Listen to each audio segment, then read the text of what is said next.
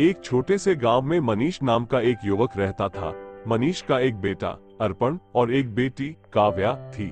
मनीष एक कड़क और अनुशासित व्यक्ति था जो अपने बच्चों पर सख्त नियम लागू करता था। वह चाहता था कि उसके बच्चे उसकी उम्मीदों पर खरे उतरे। काव्या और अर्पण अपने पिता से डरते थे और कभी भी अपनी भावनाओं या इच्छाओं को व्यक्त नहीं कर पाते थे। मनीष को लगता था कि वह अपने बच्चों की भलाई के लिए सख्त है, लेकिन वह यह नहीं समझ पा रहा था कि उसके इस व्यवहार से उसके बच्चे उससे दूर होते जा रहे थे। समय बीतता गया और काव्या को स्कूल में एक लड़के रोहन से प्यार हो गया। जब मनीष को इस बात का पता चला तो उसने काव्या पर कड़ा प्रतिबंध लगा दिया और उसे रोहन से मिलने से मना कर दिया। मनीष का मानना था कि रोहन उनकी जाति और समाज से मेल नहीं खाता और वो काव्या के लिए सही नहीं है। काव्या ने अपने पिता की आज्ञा का पालन किया, लेकिन उसका दिल टूट गया। उसने अपने भाई अर्पण से रोहन के बारे में बात की और उसने भी माना कि उनके पिता का ये निर्णय गलत था। अर्पण, जो हमेशा अपने पिता के नियमों से तंग आ चुका था, ने काव्या के लिए कुछ करने का निर्णय लिया।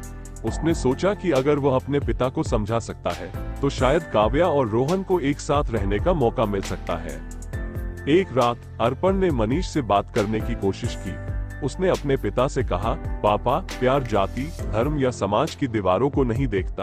काव्या और रोहन एक दूसरे से प्यार करते हैं और हमें उनकी खुशी का सम्मान करना चाहिए।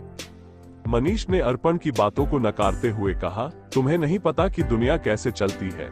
मैं जो कर रहा हूँ वो काव्या की भलाई के लिए है। इस बहस के बाद अर्पण का गुस्सा और निराशा बढ़ गई।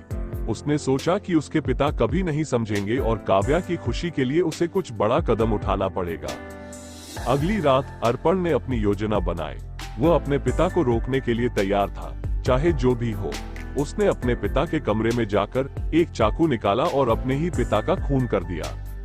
अर्पण का ये कदम बहुत ही खतरनाक और दिल दहलाने वाला था, लेकिन उसका ये कदम काव्या और रोहन के प्यार के लिए उठाया गया था।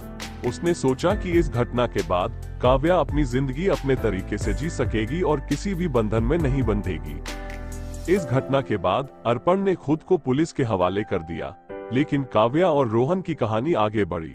उन्होंने एक नई शुरुआत की, बिना किसी डर के।